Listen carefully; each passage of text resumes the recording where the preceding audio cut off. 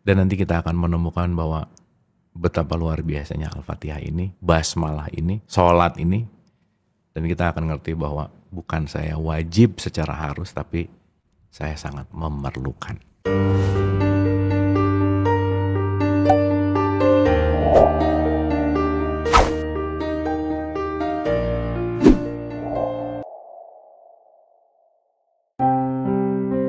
Assalamualaikum warahmatullahi wabarakatuh.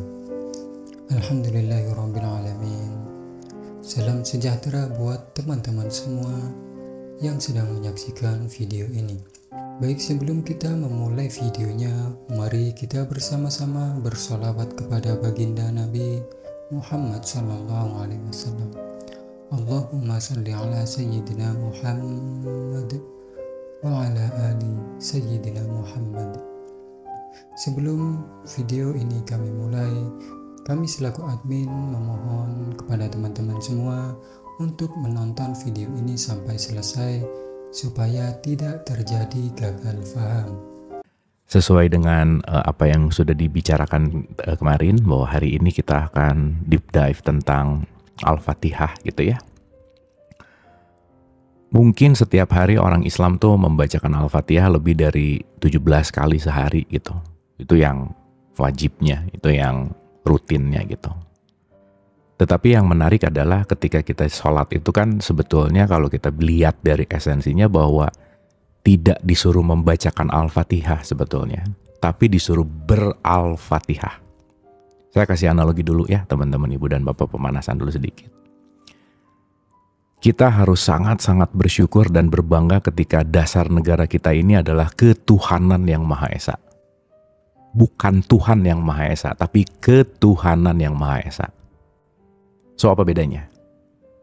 Tuhan yang Maha Esa bukan ketuhanan yang Maha Eka lagi, bukan. Tapi ketuhanan yang Maha Esa gitu. Nah, orang bertuhan belum tentu dia berketuhanan, itu dua hal yang berbeda gitu. Makanya saya rasa cerdas sekali founding father kita gitu ya, menggunakan kata ketuhanan. Karena kenapa? Ketika dia bertuhan, belum tentu memiliki kesadaran ketuhanan gitu.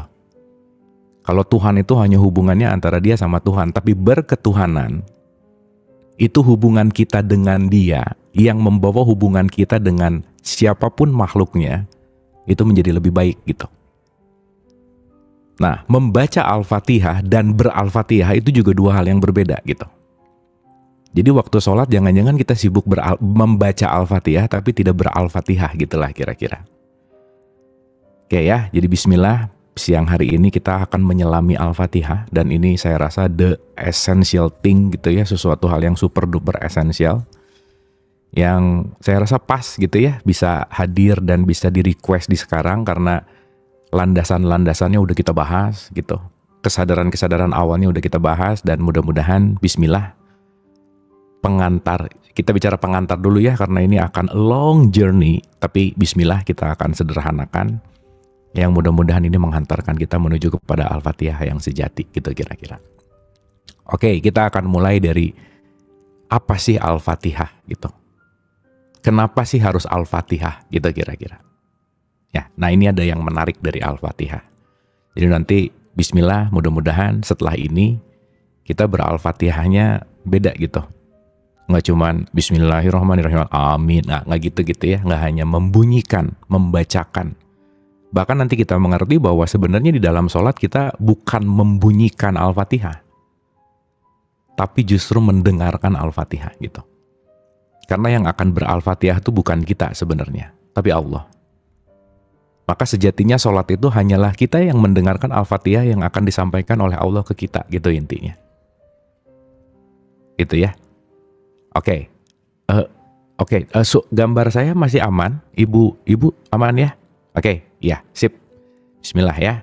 Kalau nanti agak-agak suaranya nggak bagus, terus ada gimana, tolong dikasih tahu di chat.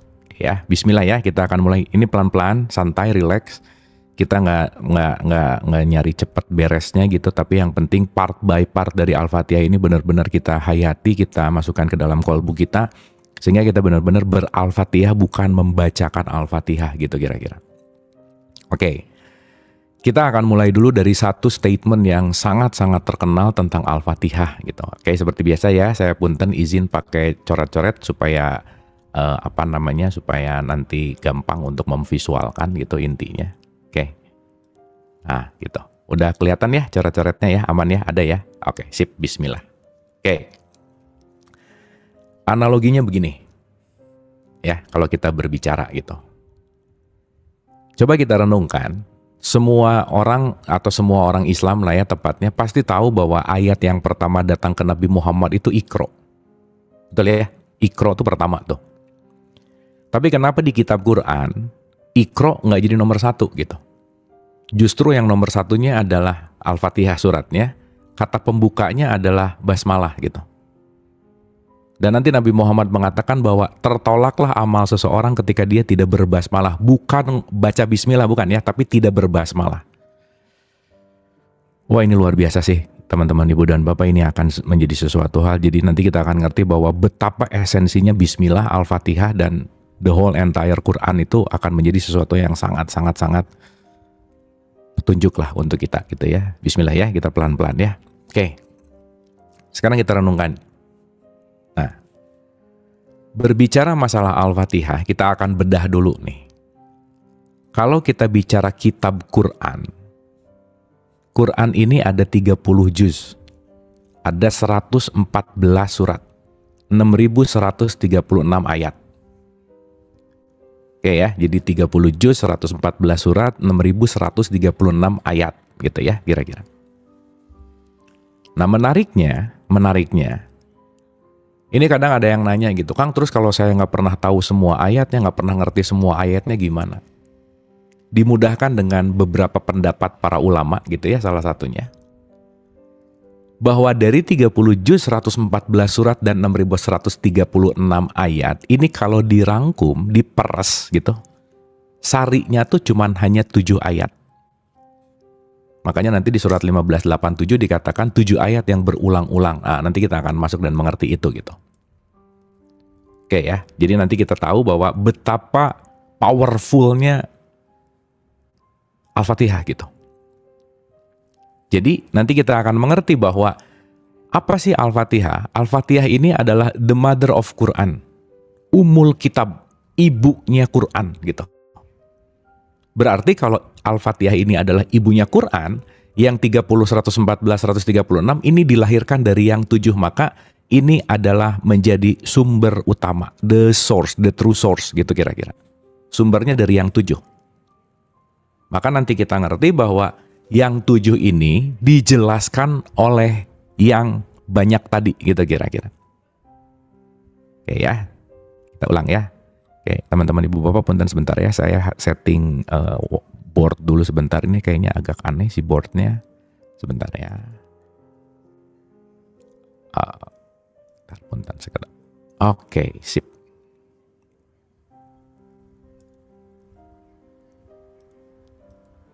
Ya, oke. Oke ya, kita ulang. Sip ya, jadi saya ulang sekali lagi. Ini basic dulu, pengantar dulu, supaya nanti kita akan benar-benar menghayati si Quran, menghayati Al-Fatihah ini. Saya ulang. Dari 30, 114, 6.136, itu kalau diperas jadi tinggal 7. Maka 7 ini disebut umul Quran, umul kitab gitu. Maka kenapa sih yang meninggal Al-Fatihah? Kenapa sih kalau ada mendoakan Al-Fatihah? Kenapa sih kalau ada sesuatu apapun gitu ya, Al-Fatihah gitu? Karena secara esensi orang yang ber-Al-Fatihah itu sama dengan menjalankan semua yang 30, 114, dan 6.136 gitu kira-kira. Jadi singkat cerita, menguasai yang 7 itu menguasai yang 6.136 gitu kira-kira. Karena yang 6.136 ini adalah anak-anaknya dari yang 7 gitu intinya. Makanya di sholat diulang-ulang. Jadi kalau nanti kita ngerti teman-teman ibu dan bapak, setiap sholat kita tuh menghatamkan Quran sebenarnya. Makanya agak aneh kalau setiap sholat menghatamkan Quran, perilakunya tidak Qurani gitu. Makanya disebut mabuk. Kalau selesai sholat, anil fahsya'i wal munkar, keji dan munkarnya tidak turun. Oh berarti belum ngerti Al-Fatihah. Dan yang paling wajib di sholat itu hanya Al-Fatihah sebenarnya. Itu yang paling diwajibkan gitu. Yang lain-lainnya surat pendeknya juga sunnah gitu ya, dan seterusnya dan seterusnya. Saya rasa ini udah kita maksudnya udah pernah diketahui dalam pembelajaran fikih gitu kira-kira. Tetapi nanti kita akan mengerti bahwa si 7 ini menjadi sesuatu yang super duper esensial gitu kira-kira. Oke ya? Sip. Nah, jadi nanti kita akan ngerti kenapa Quran selalu mengatakan kami mudahkan dan kami mudahkan. Jadi ini sebenarnya bisa dibahas ketika kita sudah punya kesadaran yang lebih dalam. Jadi kalau kita menguasai yang 7, kita akan menguasai seluruhnya. Nah, kalau yang 7 juga masih susah, intisari yang 7 itu hanya ada di surat 1 ayat 1, yaitu Bismillahirrohmanirrohim. Ini sumber dari segala sumbernya. Jadi Bismillahirrohmanirrohim dijelaskan dengan yang 7 dijelaskan dengan yang 6136. Artinya semua ayat Quran datang dari Bismillahirrohmanirrohim. Itulah kenapa Iqra bismi rabbikal ladzi khalaq. Itulah nanti kita ngerti kenapa powerful banget yang namanya basmalah gitu kira-kira. Oke ya teman-teman ya, bismillah ya. Ini selain diresapi dengan pemikiran, tapi mohon juga dirasakan dengan vibrasi energinya gitu ya. Frekuensinya gitu intinya. Oke. Dan kalau dari basmalah juga masih susah gitu ceritanya. Oke ya. Ya udah, semua rangkaian dari 6136 itu hanya datang dari huruf pertama dari bismillah, yaitu adalah ba. Makanya ba ini disimpan di kedua karena ba itu setelah alif. Alif itu simbol dari Allah, ba itu simbol dari wadahnya. Maka nanti kita ngerti bahwa kita ini adalah wadahnya sang alif gitu kira-kira. Paham ya? Makanya ba ini nanti kalau disarikan lagi itu cuman hanya ada titik gitu kira-kira. Makanya semua 6136 ayat itu nggak akan ada kalau tidak ada titik ini. Ini semua yang teman-teman ibu dan bapak lihat, tulisan Q, tulisan atau gambar kotak 30, ini semua terdiri dari titik-titik. Dan titik inilah yang nanti akan menggambarkan tentang tauhid atau Allah itu sendiri. Maka ya ini menariknya. Coba kita sedikit kuis nih. Kan tiap hari baca Al-Fatihah ya. Kalau nggak tahu ini mah kebangetan aja.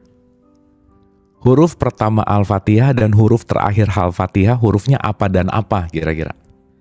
Sok dibaca dulu. Amin nggak termasuk ya. Awas nih, hati-hati nih. Kadang-kadang ribut tentang amin ya. Amin tuh nggak ada di Al-Fatihah gitu. Tapi kadang-kadang lagi sholat paling kenceng amin gitu ya. Tapi amin sebenarnya ya nanti kita bahas lah gitu. Ayo, huruf awal, huruf akhirnya apa? Kita lihat ya, supaya visual. Nih, kita lihat. Surat 1 ayat 1, kalau kita lihat surat 1 ayat 1 gitu. 1. Huruf pertamanya apa? Bismillahirrahmanirrahim, berarti dia dari huruf ba, betul? Ini yang dilihat di layar 1 sampai 7. Nanti kalau agak tembus pandang, ini lagi ngelihat semua entire Quran ini adalah bicara tentang 6136 ayat Quran. Karena semua ayat itu hanya akan merepresentasikan 1 sampai 7. Oke? Makanya nanti di surat terakhir An-Nas, asik nih. Bismillahirrohmanirrohim, alhamdulillahi robbil alamin. Robbil alamin jadi kul a'udzu birobbin nas. Maliki yaumidin, malikin nas. Ah, nyambung tuh nanti. Maka buka tutup Quran, wah udah deh. Orang yang menguasai An-Nas itu pasti menguasai Al-Fatihah, itu pasti menyadari tentang keberadaan alif gitu kira-kira. Jadi ini nggak main-main nih gitu.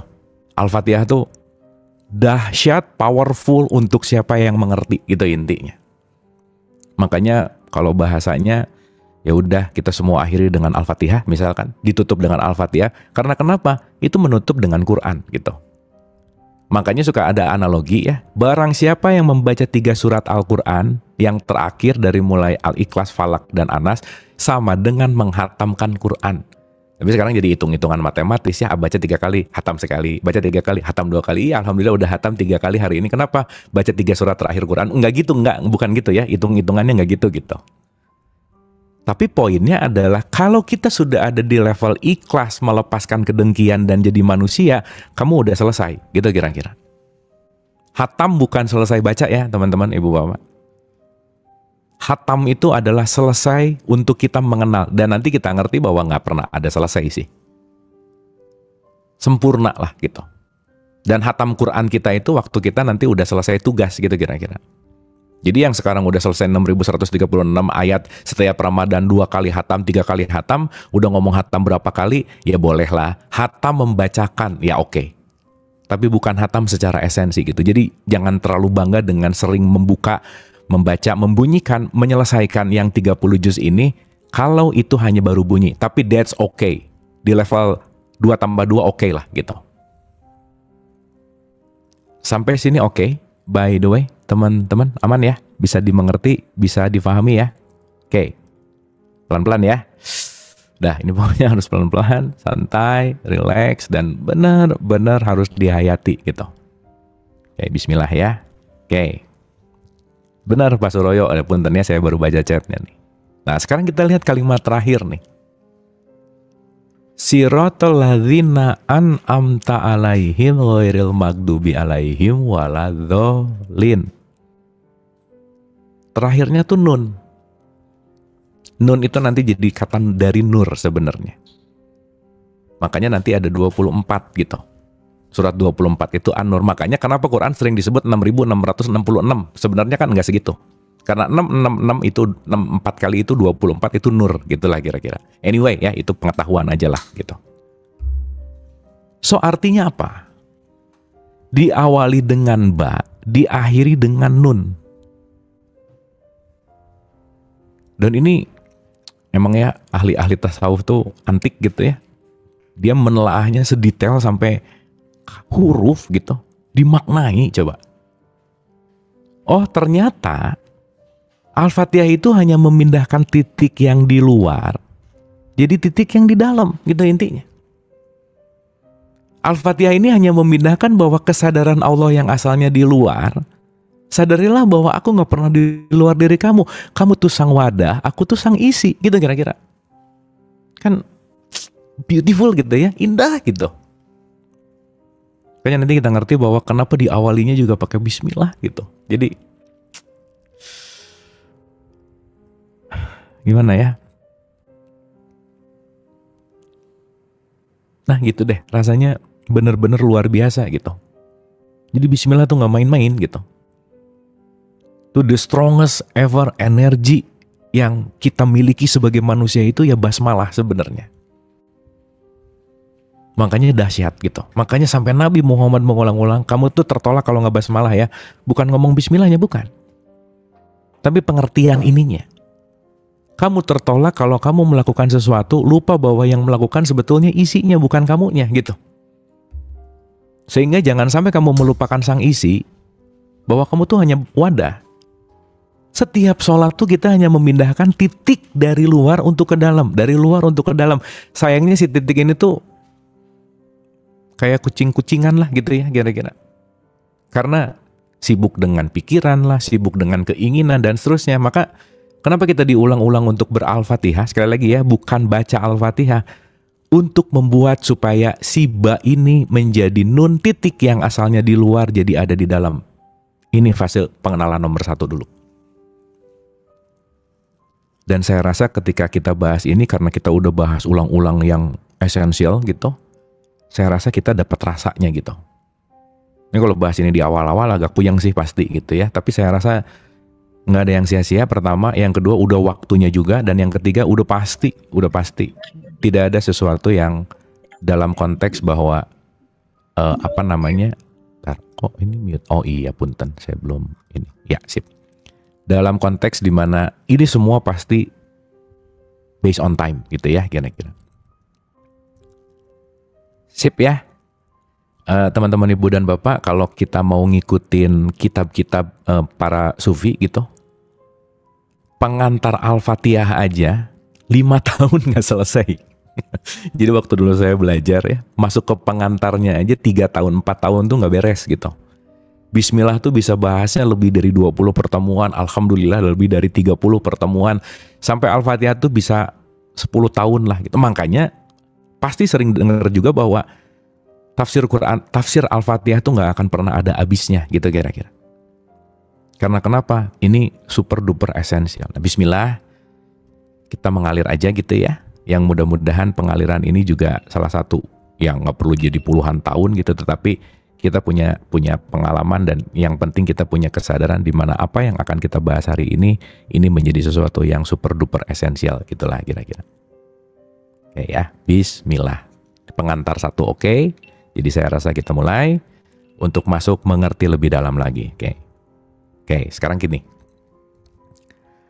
Artinya kalau ba untuk menjadi nun, berarti di sini kita ini adalah ba-nya sang wadah, di mana kita ini adalah konteksnya, inti dari kita ini adalah isinya, gitu intinya. Makanya Al-Fatihah, salah satunya nanti di surat 58 tuh ada Al-Fat juga gitu ya, itu juga kemenangan sih, bener gitu. Tetapi nanti kita akan mengerti, kalau kita baca terjemahan di Quran, gitu ya, kira-kira. Dalam konteks penerjemahannya, Al-Fatihah itu diartikan dengan kata yang namanya pembukaan. Oke? Berarti Al-Fatihah ini adalah pembuka. Nah, kadang orang baca Al-Fatihah tapi nggak tahu apa yang dibukanya, gitu intinya. Main baca aja. Diulang-ulang aja. Padahal Al-Fatihah ini adalah opening. Banyak orang yang menyangka bahwa ini pembukaan Quran. Benar, nggak salah. Tetapi untuk memindahkan titik keluar untuk menuju ke dalam, bagaimana terbukanya sesuatu yang membuat si titik ini masuk ke dalam, itu nggak ada lagi. Apa yang harus terbuka? Yang harus terbuka adalah mata kolbu kita. Atau sering disebut dengan yang namanya hati. Makanya Al-Fatihah ini adalah jalan untuk membuka hati. Makanya begitu sholat, Allahu Akbar, tangannya tuh disimpan di dada gitu. Ya meskipun di tradisi kita banyaknya yang disimpan di perut ya, nggak apa-apa juga sih gitu. Makanya di 29 ayat 49 dikatakan, Bal huwa ayatum bayyinah fi sudur. Quran sejati itu di dalam dadamu. Maka dadanya disentuh itu untuk men-trigger kayak kita lagi mau menyentuh saklar lampu, begitu disentuh, nyala lampunya. Makanya kita tiap hari sebenarnya lagi menyentuh dada kita karena mau menyentuh hatinya, karena mau membiarkan untuk dibuka oleh Allah gitu kira-kira. Jelas ya? Jadi mudah-mudahan setelah ini sholatnya lebih khusyuk. Karena kenapa begitu? Makanya teman-teman ibu bapak pasti pernah lihat deh, ada orang yang begitu Allah takbiratul ihramnya tuh lama banget, dinikmati banget. Allahu Akbar. Nah gitu. Pasti pernah lihat. Pasti orang yang benar-benar udah menyatu dengan Al-Fatihahnya, bahkan ketika takbiratul ihram aja yang menggerakkan tangannya bukan dia yang menggerakkan gitu intinya. Dalam tanda petik ya, nanti kita akan ngerti. Sehingga ketika saklar hatinya selalu disentuh, selalu sadar bahwa ini perlu untuk dibuka, selalu menyadari bahwa kita ini harus berubah dari ba menjadi nun, memindahkan titik yang di luar untuk ke dalam, itulah yang kita asah tiap hari waktu sholat sebenarnya. Jadi nanti makin aneh kalau orang sholat kok jadi tidak berketuhanan gitu. Kok orang sholatnya rajin jadi nyalahin orang, mengkafirkan orang, menerakakan orang, itu pasti aneh banget aja. Berarti ciri-ciri ketika dia sholatnya masih dalam tanda petik tidak memindahkan titik dari luar ke dalam, kalau bahasanya Syekh Siti Jenar, itu baru yang namanya sembah raga, gitu kira-kira. Belum masuk menuju kepada sembah rasa. Apalagi sembah cipta, gitu. Makanya di Quran nanti ada kata-kata sholat itu, ada sholat yang 5 waktu secara konteks ritual, ada wusto, di mana sholat yang bukan 5 waktunya, apalagi nanti kita akan masuk dengan konteks yang namanya daim gitu misalnya. Daim itu udah sholat yang nggak ada rokaatnya gitu intinya.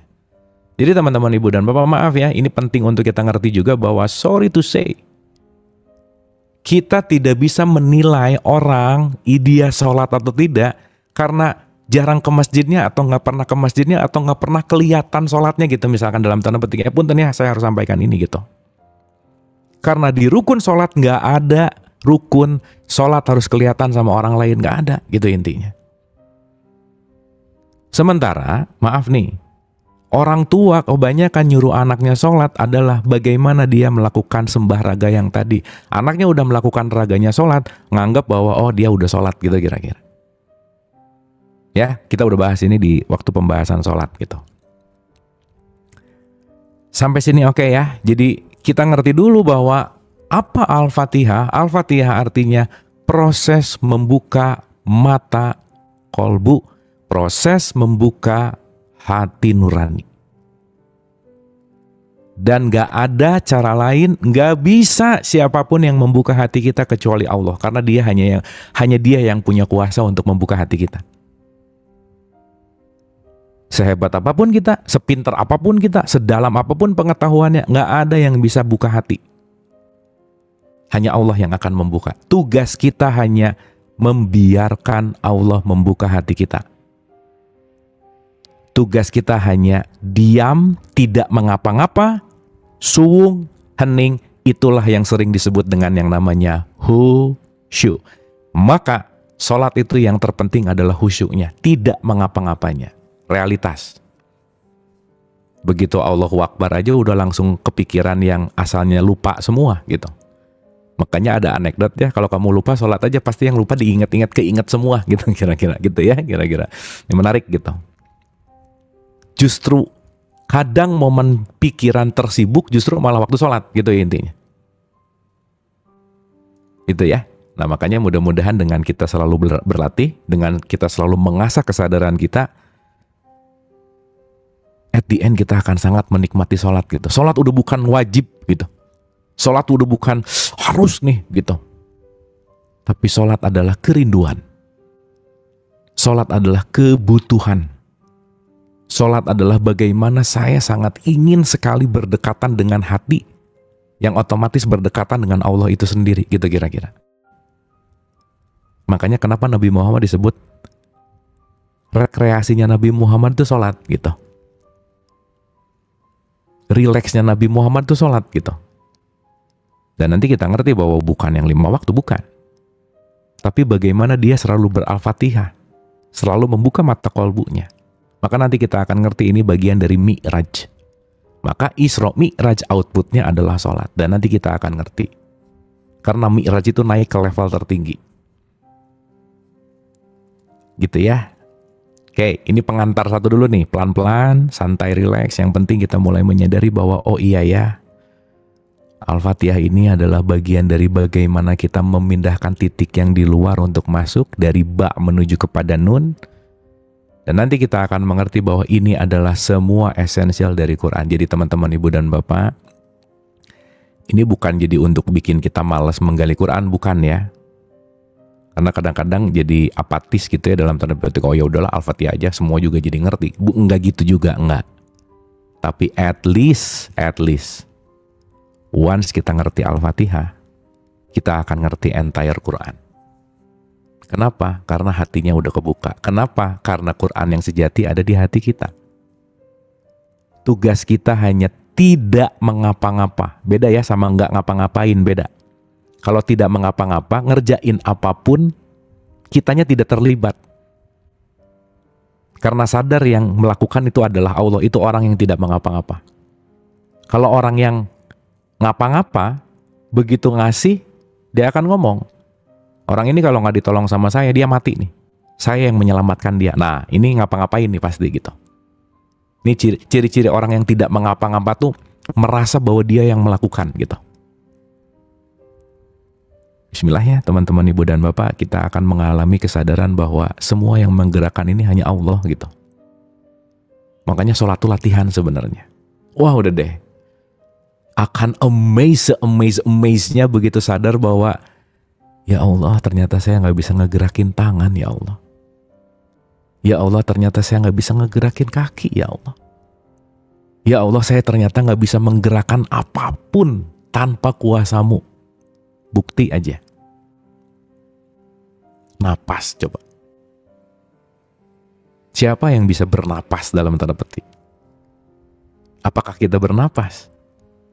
Enggak loh. Napas itu independen.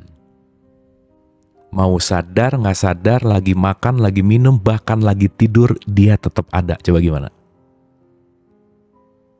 Maka nanti kita ngerti bahwa antara napas, Al-Fatihah, suwung, membuka hati, itu semua satu kesatuan. Karena di surat 32 ayat 9 dikatakan, aku tiupkan ruhku, aku tuh ada dalam tiupan. Salah satunya adalah napas gitu. Maka nanti bismillah ya, kita akan sampai ke titik ini. Ada yang disebut dengan yang namanya napas Al-Fatihah gitu.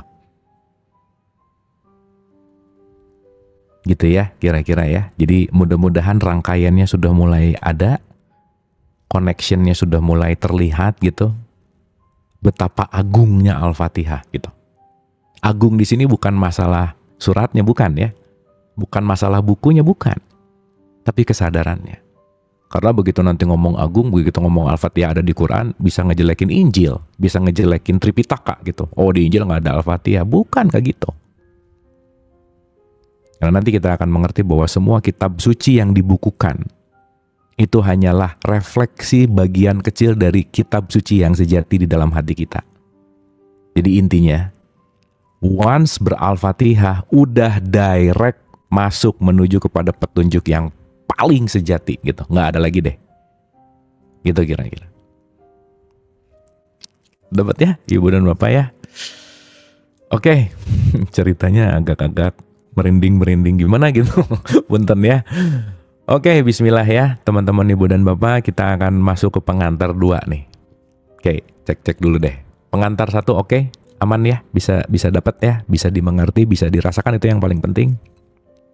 Dan yang paling jauh lebih penting nanti mudah-mudahan after ini kita bisa experience Al-Fatihah. Gimana ya? Bukan bunyi gitu, bukan ritual, tapi just be gitu. Ya ber-Al-Fatihah, bukan membunyikan Al-Fatihah gitu kira-kira. Oke, sip ya. Sekarang kita masuk pengantar 2. Dah. Ini yang paling simpel yang bisa diceritain tentang pengantar ya ini gitu. Bismillah ya. Ini kalau mau dipretelin detail panjang banget ceritanya, tapi nanti mudah-mudahan itu akan ada di dalam diskusi gitu. Oke, bismillah. Oke, kalau ngomong-ngomong bismillah tuh begitu sadar ini tuh, oh udah deh gitu. Mungkin pernah dengar ya, menggetarkan arsy gitu. Menggetarkan dinding-dinding ketuhanan gitu.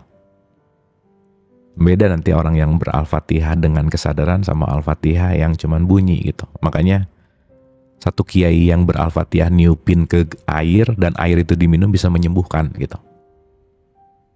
Itu bukan masalah bunyinya kan gitu. Tapi vibrasinya gitu. Energinya gitu. Ya, mudah-mudahan kita bisa masuk ke situ gitu. Oke. Ini the most essential nih satu-satu nih ya. Satu-satu tuh udah deh. Bismillah ya. Bismillah. Yang pertama, coba kita renungkan ayat ini teman-teman Ibu dan Bapak supaya nanti kita benar-benar nggak main-main begitu kita berbasmalah gitu ya. Dalam tanda petik bermain-main tuh take it for granted gitu.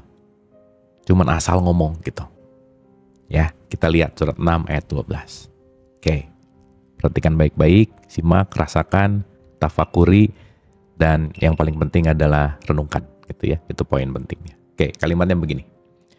A'udzubillahi minasyaitonirrajim, bismillahirrahmanirrahim. 6 ayat 12. Perhatikan dan kita renungkan ayat ini. Rasain ya. Ini kita belajar merasakan ayat. Cool. Oke. Ini untuk pengetahuan dulu. Teman-teman Ibu dan Bapak, kalau di Quran ada kata cool, bukan berarti disuruh kita ngomong dan bacain cool, bukan ya. Kan aneh ya. Kalau orang disuruh mengatakan terus dibaca lagi, katakanlah gitu kira-kira. Qul huwallahu ahad. Sebenarnya ngomongin kul huwallahu ahad, kulnya nggak usah dibaca lah. Orang kita yang mengucapkan kok. Kan ini ceritanya Allah lewat Jibril. Jibril ngomong ke Nabi Muhammad. Jibril ngomong, wahai Muhammad, say it. Jadi Nabi Muhammad disuruh ngomong. Tapi kan ketika Jibril ngomong katakanlah, Nabi Muhammad kan nggak mengulang katakanlah, kan enggak lah. Saya kasih contoh ya, ibu dan bapak coba bilang hore. Kan ibu bapak nggak ngomong lagi, coba bilang hore. Enggak, langsung hore aja gitu intinya. Karena katakanlah atau coba bilang tadi itu hanyalah kata pengantar gitu. Itu satu.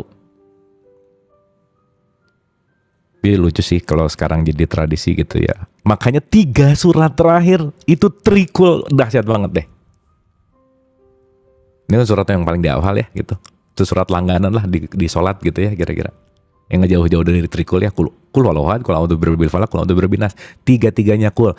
Berarti kalau ada kata kulnya itu adalah derajat kata surat ayat yang paling tinggi. Nggak main-main. Biasanya disimpan di ayat-ayat pendek. Makanya pendek, tapi biasanya nanti kita akan ngerti bahwa esensinya dalam banget gitu kira-kira. Makanya dibikin pendek. Ya kalau tiap hari baca sholat bacaan pendeknya se-Al-Baqarah kan juga panjang, terlalu panjang ya gitu kira-kira. Makanya orang yang meninggal yasinan gitu. Kalau Al-Baqarahan acara zoomannya bisa 3 jam tuh, panjang banget ya, 200 sekian ayat gitulah kira-kira. Nah justru nanti ada tricky partnya di situ, ada hal yang menarik. Yuk kita lihat. Sekali lagi, kul di sini disuruh mengatakan. Oke? Kalau saya mengatakan, logikanya saya harus sudah mengalami. Saya bisa ngomong teh ini manis dan enak karena saya udah icip teh ini manis dan enak. Jadi saya bisa ngomong. Ngomong dengan experience, berbicara dengan experience. Maka teman-teman, ibu dan bapak akan merasakan perbedaan mana orang yang ngomong hanya berdasarkan teori dan orang yang ngomong udah pakai pengalaman. Beda aja, udah beda aja. Kalau kuliah misalnya gitu ya, belajar akademis gitu misalnya. Ngebahas buku teorinya begini, dimengerti secara teori, belum ada pengalaman, diceritain. Itu low level vibration, dan tapi penting gitu ya. Tapi beda nih. Begitu orang udah sampai kepada titik pengalamannya, begitu dia mengatakan apa yang dia alami, wah udah selesai itu. Makanya jangan heran kalau anak diomongin ulang-ulang nggak mau dengar, tapi nanti diomongin sama siapa, kakeknya kayak atau saudara. Satu kali ngomong tuh bisa didengar sama dia. Kenapa? Beda experience-nya, gitu kira-kira. Anak saya tuh cuma mau dengerin dia, misalnya. Dia tuh cuma mau dengerin orang itu, gitu misalnya. Karena kenapa? Cool, based on experience. Jadi sekali lagi, Al-Fatihah kita ini jangan hanya dibunyikan, gitu ya, kira-kira. Bunyi hanya karena tahu, dan bunyi karena pengalaman, sekali lagi, 2 hal yang berbeda. Anyway. Jadi saya skip ya. Katakanlahnya kita skip nih. Kayak anggap ini dialami gitu. Yang jangan dianggap, ya udah pastilah ya dialami. Saya rasa yakin lah teman-teman ibu bapak udah mengalami ayat ini gitu. Perhatikan baik-baik kalimatnya. Kita ditanya, menurut kamu siapa sih?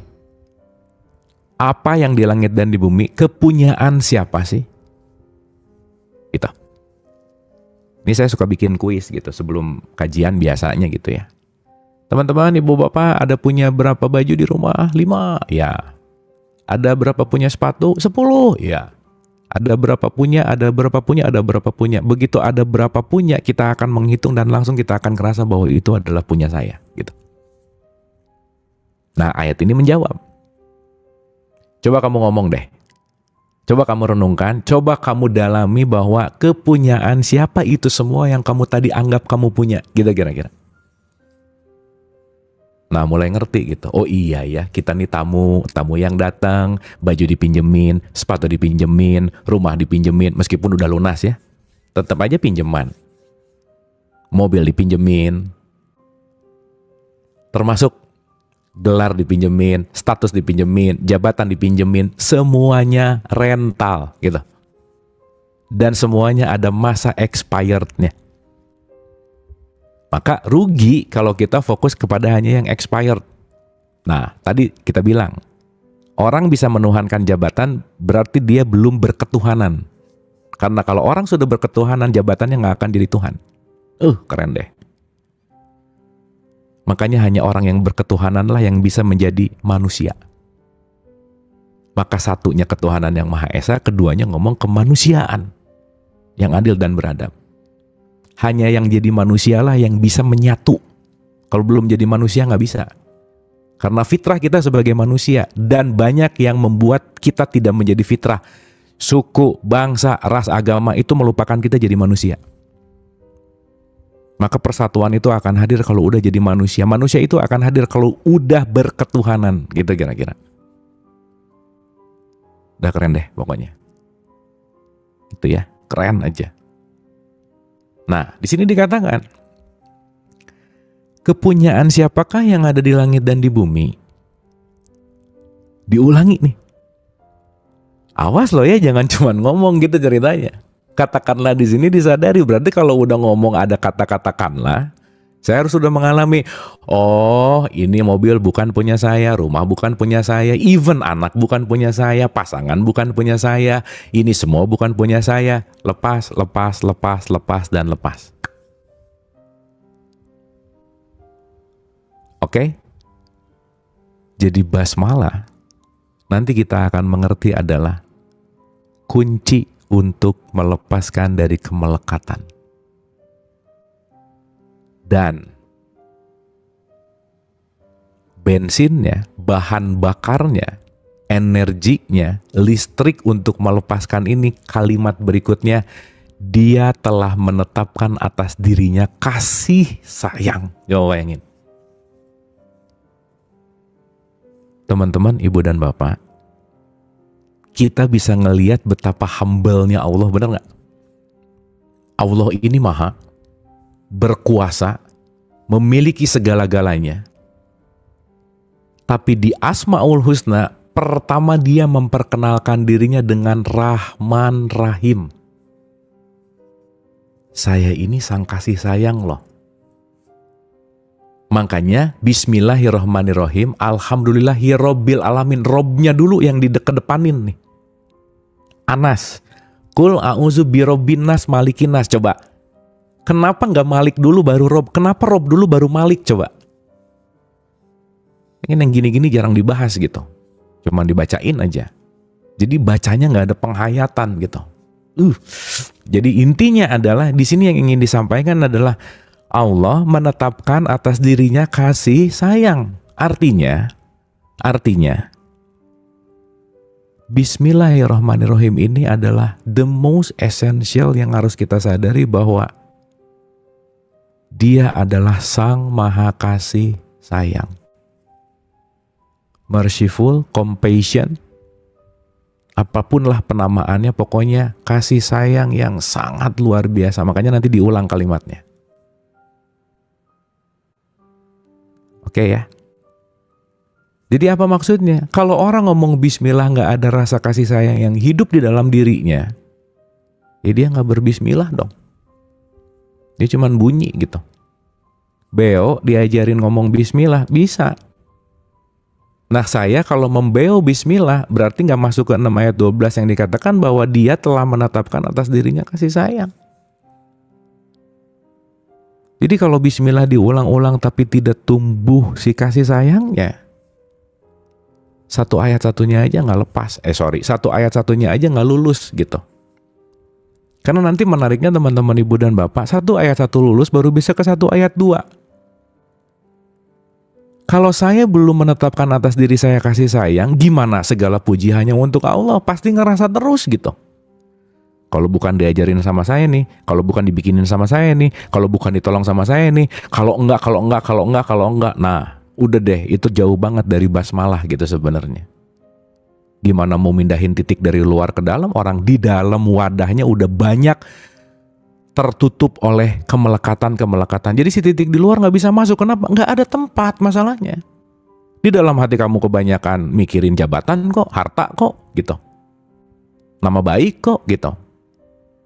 Terus ruang buat aku mana kata Allah? Gitulah kira-kira bahasa gampangnya. Oke teman-teman. Ibu dan Bapak sip ya? Sampai sini oke ya? Kita ulang ya, pelan-pelan ya. Oke, pelan-pelan. Bismillah.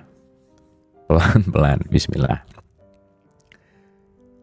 Katakanlah, kepunyaan Allah, Dia telah menetapkan atas dirinya kasih sayang. Jadi ibu dan bapak, teman-teman, kita jangan banyak berburuk sangka sama Allah gitu. Ketika mungkin selama ini kita tahu bahwa Allah adalah mengazab, Allah adalah yang menghukum, Allah adalah. Sejatinya nanti kita akan mengerti bahwa Dia hanya memperkenalkan dirinya itu adalah kasih sayang. Dia sungguh akan menghimpun kamu pada hari kiamat. Nanti kita akan ngerti. Makanya nanti ada yang merajai kiamat gitu. Jadi kita ngerti kiamat itu apa. Kiamat itu ada dua kayak sisi mata uang. Satu hancur, dua bangkit. Saya harus hancur dulu untuk bisa bangkit. Saya harus bisa melepaskan kemelekatan dulu supaya bisa jadi kosong. Makanya saya perlu kejeduk dulu untuk sadar punya kepala. Saya perlu menderita dulu untuk si petunjuknya bisa masuk. Rumi selalu mengatakan luka adalah tempat cahaya masuk gitu.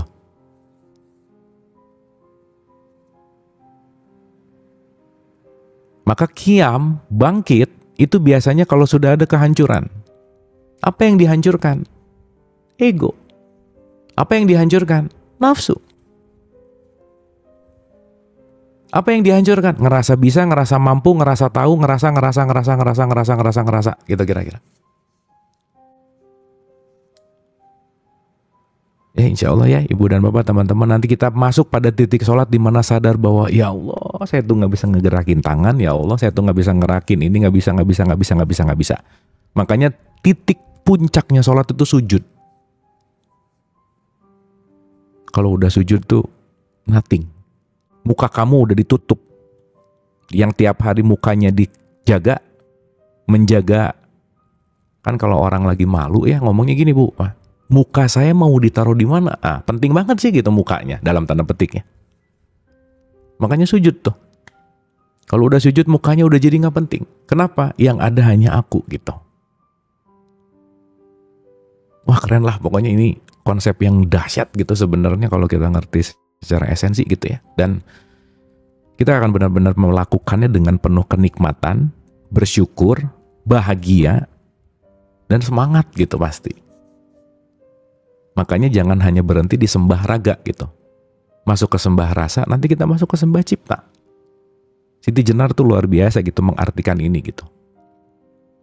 Oke.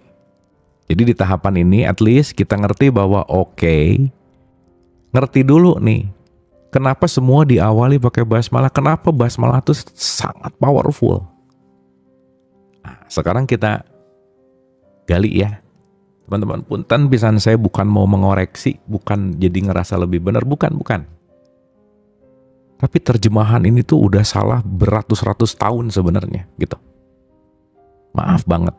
Bukan mengoreksi yang menerjemahkan Quran yang sekarang, bukan. Tetapi kita mengambil esensi yang lebih detail, lebih dalam, dan kita ngerti gitu.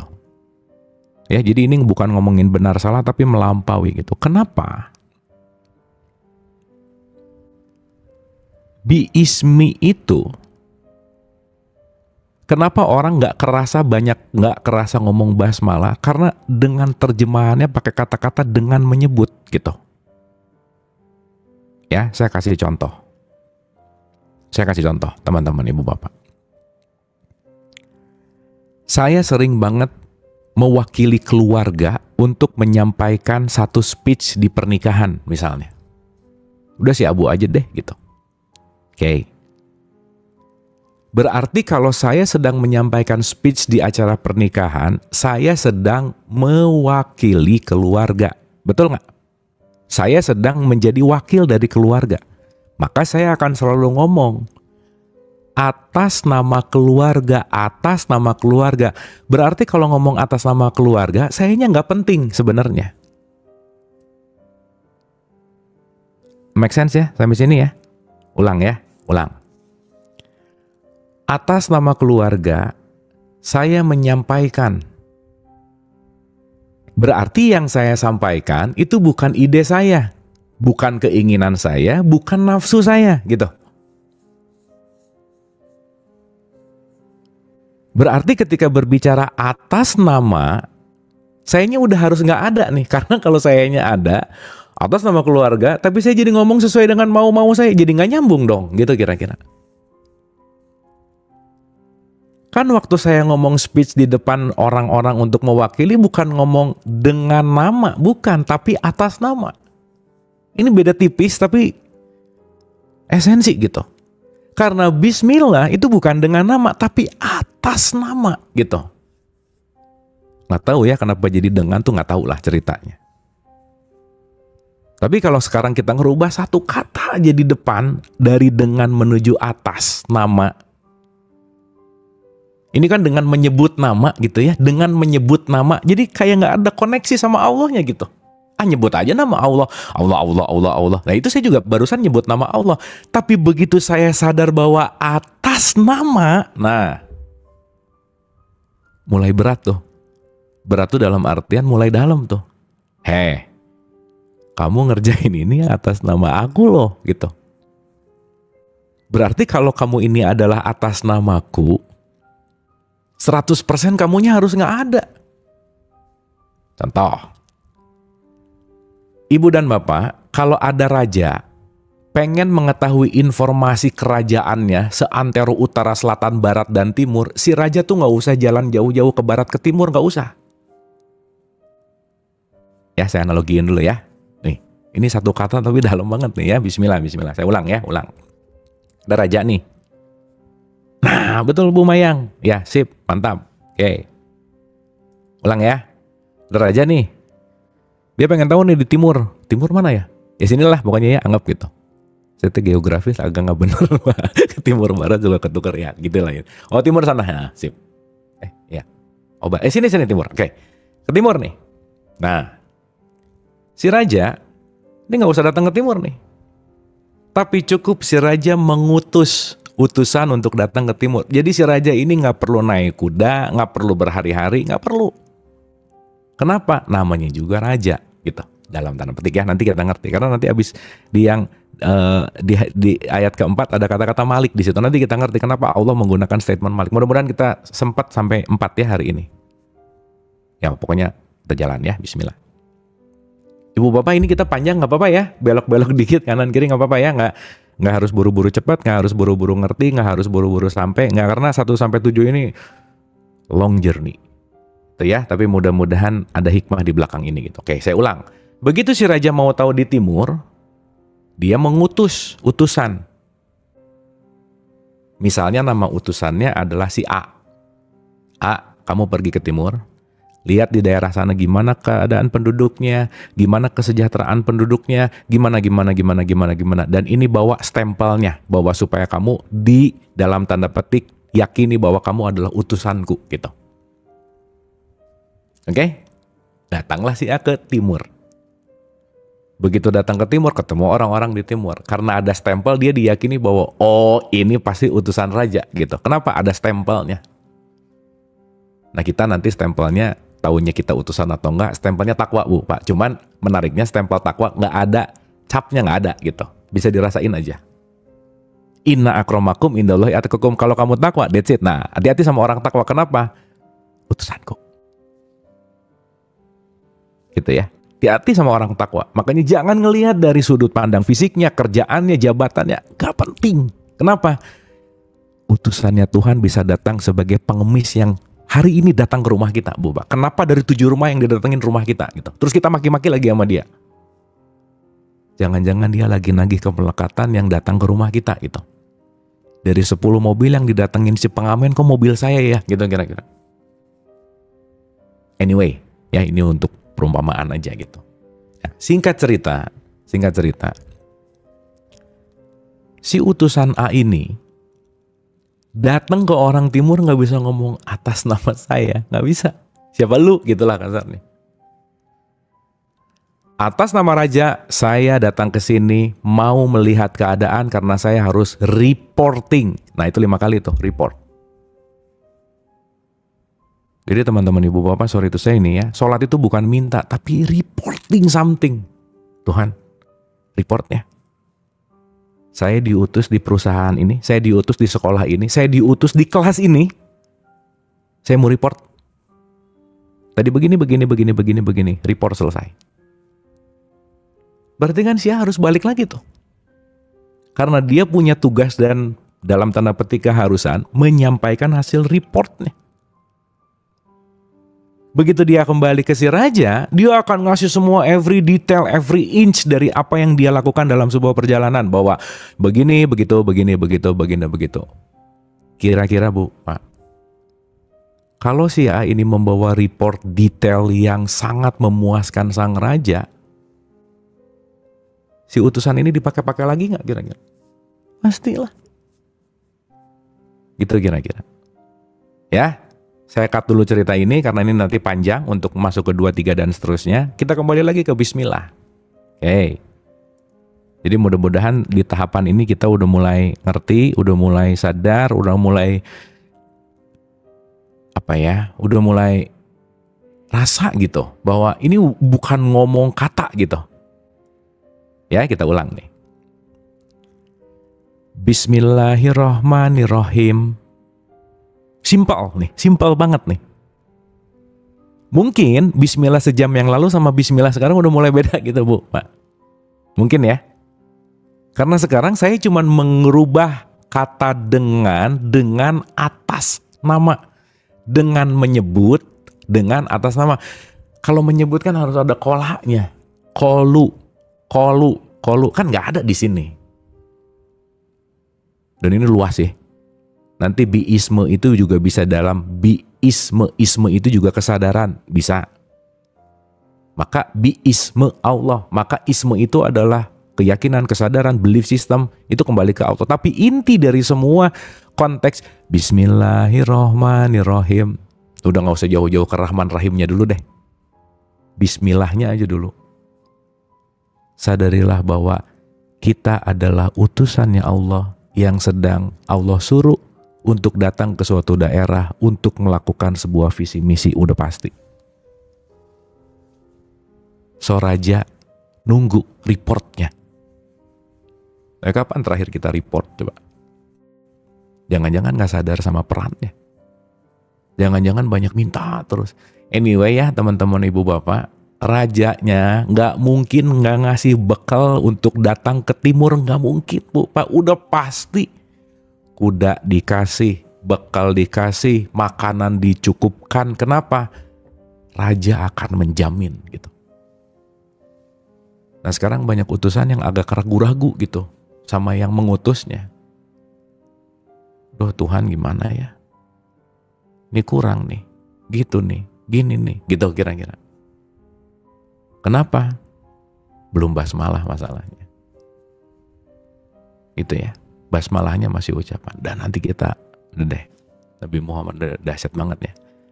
Tertolaklah amal seseorang ketika dia tidak berbasmalah. Make sense nih sekarang. Ini saya pernah ditanya sama anak SMP Bu. Kak, kenapa sih mau ngapa-ngapain bismillah? Bismillah. Kan udah bismillah sekali aja. Boleh nggak kalau saya bismillah untuk semuanya? Gitu. Anak SMP ya. Ya udah lah gitu. Ntar juga kamu ngerti kalau nanti kamu udah masuk ke dalam kesadaran gitu kira-kira. Kan bukan itunya bukan gitu. Oh makanya hebat Bu dalam tradisi. Ini bukan membandingkan bukan ya. Mau ngaca ada doa. Masuk kamar mandi ada doa. Keluar kamar mandi ada doa. Masuk perjalanan ada doa. Ini semuanya diingetin bahwa ingat loh ya kamu tuh utusan. Setiap doa akan meniadakan aku kecil. Setiap doa akan meniadakan ego, emosi, nafsu, dan seterusnya untuk sadar bahwa kamu hanya yang diutus, bahwa kamu itu nggak punya power, gitu intinya. Sampai sini oke ya, ibu bapak ya, mudah-mudahan dimengerti gitu. Kita ulang. Bismillahirrahmanirrahim. Nah, mulai nih. Kita latih aja, switch aja atas nama Allah. Nah, begitu bangun, bismillah, atas nama Allah nih. Atas nama Allah. Ini hanya saya wakil nih. Saya cuma utusan nih. Mau kerja, saya cuma utusan Allah yang sedang diperjalankan untuk melakukan ini. Bukan saya, ini Allah yang mau dalam tanda petik.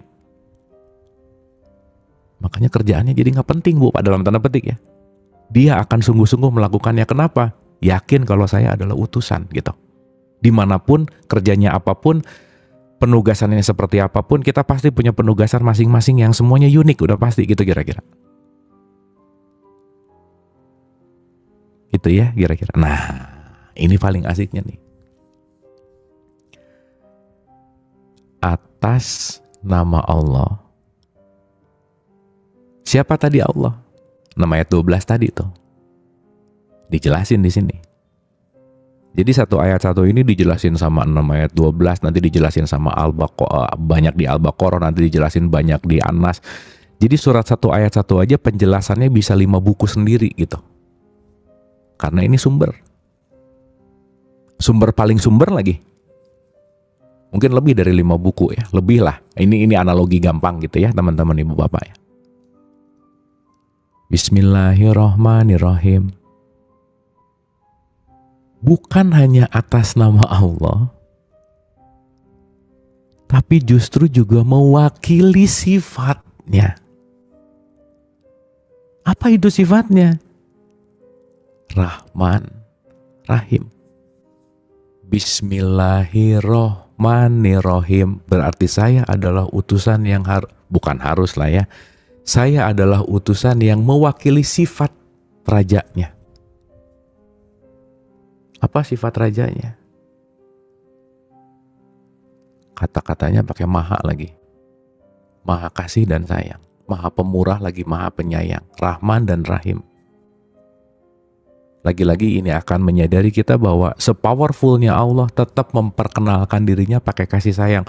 Nggak ngenalin dirinya, saya ini gagah loh, saya ini kuat besar loh, saya ini maha memiliki loh gitu. Jadi kalau saya pakai analogi ya ibu dan bapak, kebayangnya paling gampang gini deh. Ada jenderal bintang 4 mau beresin masalah. Dia ketemu sama orang yang bermasalahnya, nggak bawa-bawa pangkatnya, tapi dia membawa kasih sayangnya gitu kira-kira. Nggak perlu orang ini tahu kalau saya ini jenderal bintang 4 gitu. Tapi kadang-kadang si orangnya macam-macam, bintang 4-nya tongolin dikit lah, baru di situ Malik Yaumidin nanti kita ngerti. Ingat loh, di sini siapa yang jadi raja gitu kira-kira. Bandel lagi ilah nanti, gitu.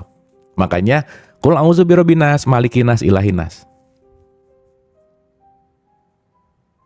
Oke ya, jadi kita nggak usah kedua tiga dulu, mengedepankan yang satu-satu aja dulu. Jadi ibu bapak mohon maaf banget kalau kita hidup tidak penuh dengan kasih sayang. Berarti kita jauh dari basmalah gitu. Kita penuh dengan kedengkian, kebencian, prasangka buruk, merendahkan, menerakakan, mengkafirkan, lucu gitu. Bismillah, kita mulai. Dia kafir, tadi ngomong bismillah tapi mengkafirkan kan aneh ya. Awal kajiannya bismillah tapi di tengah-tengah kajiannya ngejelek-jelekin orang gitu. Gimana ceritanya gitu intinya. Dan nanti kita akan mengerti bahwa sekali lagi tidak pada tatanan diucapkan tapi pada tatanan disadari gitu kira-kira. Oke ya ibu dan bapak ya. Ini udah 14.27, jadi mungkin hari ini kita 1-2 dikit, nanti 2-3, 3-3-4. Wah panjang lah pokoknya. Bismillah ya kita. Bismillah tuh. Bismillah gitu ya intinya. Dan nggak bisa dipaksain juga gitu ya. Dipaksain selesai langsung, mungkin belum waktunya juga gitu. Tapi yang penting, at least ada perubahan paradigma tentang kita terhadap Al-Fatihah. Bismillah wabil khusus. Allahnya wabil khusus lagi gitu. Ibu bapak maaf ya, maaf banget. Sehebat apapun kita ngerasa hebat. Posisi kita semua sama bu pak. Kita hanyalah hambanya Tuhan. Utusannya Tuhan.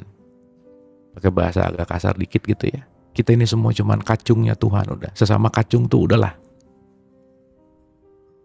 Nggak usah saling ngerasa lebih benar, lebih tahu, lebih baik. Nggak bisa, kita semua sama kok. Lagi ditugaskan di tempat yang berbeda, penugasan yang berbeda, skenario yang berbeda. Tapi ini semua penugasan dari Allah, gitu kira-kira. Yang pentingnya tuh Allahnya, bukan kitanya, bukan. Dan kita harus report juga gitu, jangan lupa report gitu.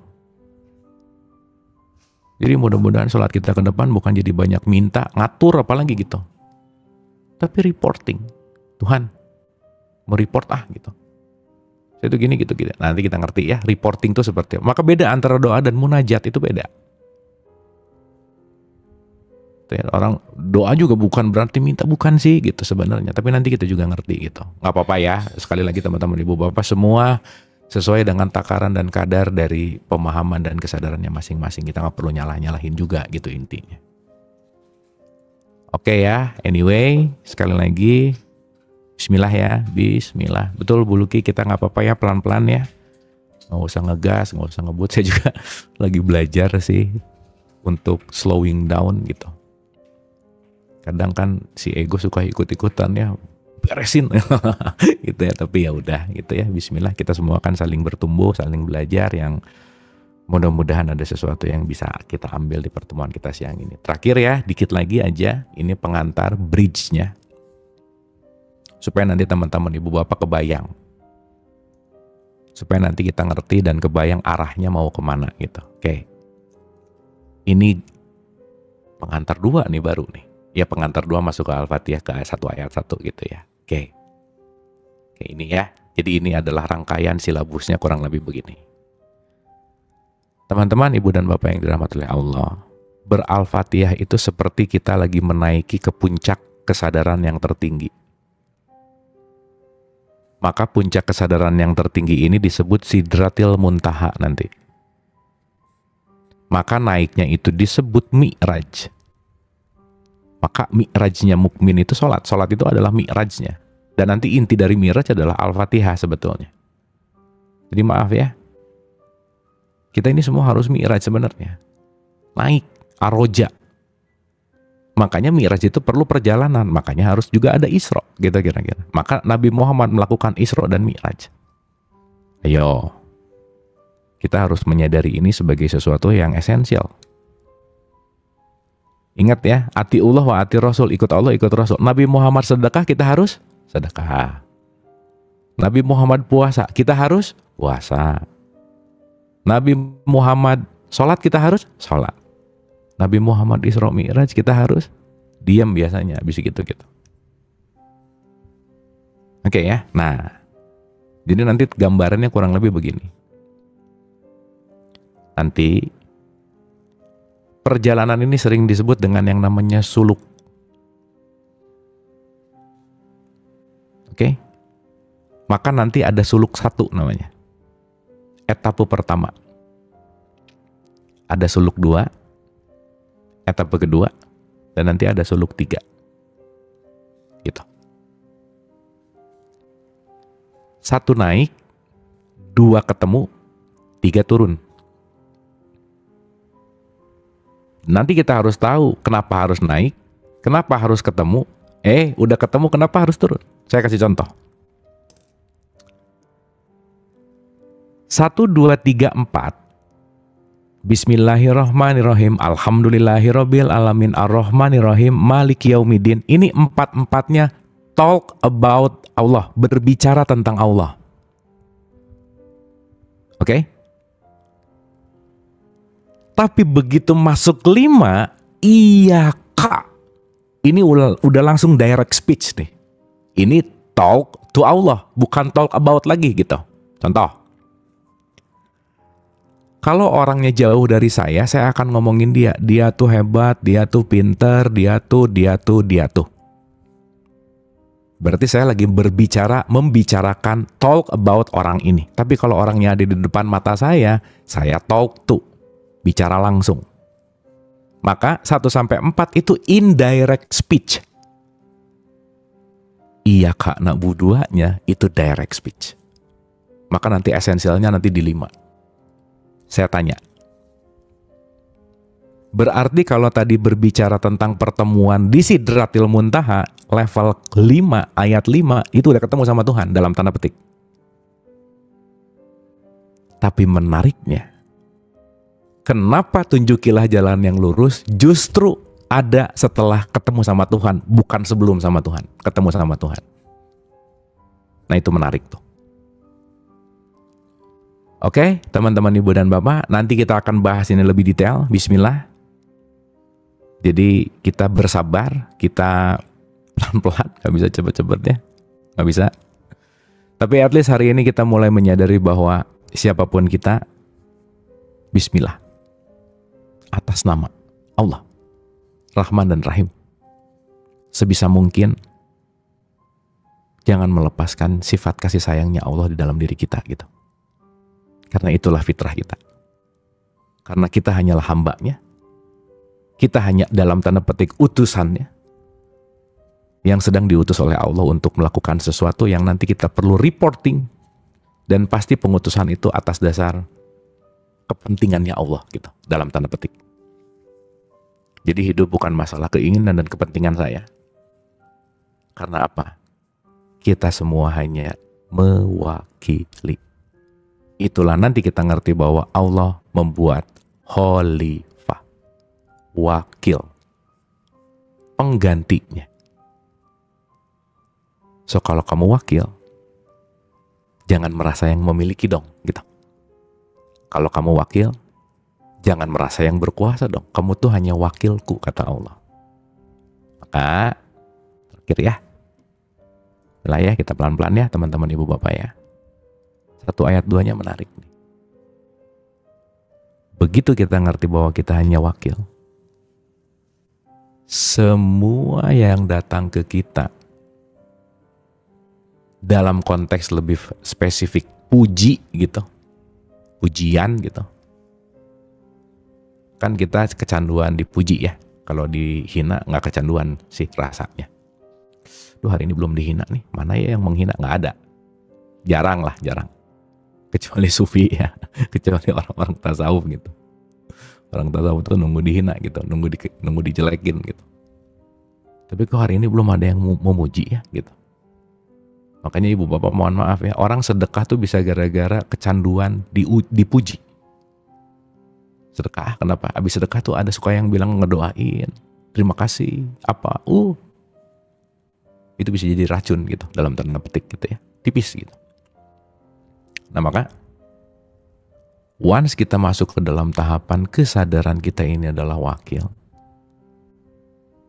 jangan lupa bahwa ketika si utusan ini disebut hebat sama warga-warga timur, hebat ya gini gitu, bukan saya yang hebat, rajanya yang hebat, karena dia yang punya planning, dia yang punya resource, dia yang punya ilmu, dia yang punya. Saya hanya menjalankan apa yang dia miliki. Maka pujianmu itu hanya berhak, hanya bisa diklaim oleh raja, bukan sayanya. Gitu ya teman-teman ibu bapak ya. Jadi begitu, hebat banget. Waduh, hati-hati nih. Langsung kita harus dioper lah gitu kalau main bola. Operin langsung ke Allah gitu. Diasis langsung ke Tuhan gitu. Kenapa? Bukan punya saya. Kenapa? Kalau kita jarang mengasis itu kepada Tuhan, nanti melekat gitu. Nah kalau udah melekat, nggak bisa tuh masuk ke nomor 3. Karena nomor 3 itu setelah kemelekatannya lepas, diulang lagi kata-kata Ar-Rahmanir-Rahim. Kenapa harus diulang? Nanti kita akan ngerti. Oke, teman-teman, ibu bapak, saya rasa itu dulu ya hari ini. Mudah-mudahan pengantar hari ini ada sesuatu yang bisa diambil, ada sesuatu yang bisa diterima, ada sesuatu yang bisa dikontemplasikan gitu, karena saya rasa Al-Fatihah kan keseharian kita gitu ya. Jadi mudah-mudahan kita nggak asing dengan keseharian ini. Tapi bahkan kadang-kadang yang terlalu sering diulang-ulang tuh jadi asing. Kenapa? Karena kita ngerjainnya udah kayak kebiasaan sih gitu. Udah apal gitu. Nah makanya mudah-mudahan lebih khusyuk, mudah-mudahan lebih dimaknai gitu ya intinya. Dan nanti kita akan menemukan bahwa betapa luar biasanya Al-Fatihah ini, basmalah ini, sholat ini. Dan kita akan ngerti bahwa bukan saya wajib secara harus, tapi saya sangat memerlukan. Selamat berbasmalah ibu bapak, selamat ber-Al-Fatihah, selamat menunaikan tugas menjadi wakilnya dia gitu intinya. Yuk kita bertugas sebaik-baiknya di peran kita masing-masing. Nggak ada peran yang sama, semuanya unik. Disitulah kenapa kita nggak bisa saling menilai. Yang kita bisa lakukan adalah belajar dari perbedaan peran itu. Bukan untuk dijudge, direndahkan, dinerakakan, dikafirkan. Bukan itu. Kenapa? Masing-masing pasti punya perannya. Karena kenapa? Kita semua hanyalah, dalam tanda petik, utusannya Tuhan. Alhamdulillahirrabbilalamin, video telah kita simak.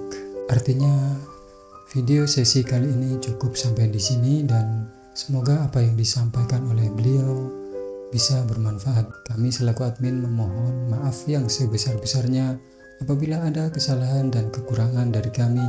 Sekian dan terima kasih. Akhirul kalam, wabillahi taufiq wal hidayah. Wassalamualaikum warahmatullahi wabarakatuh.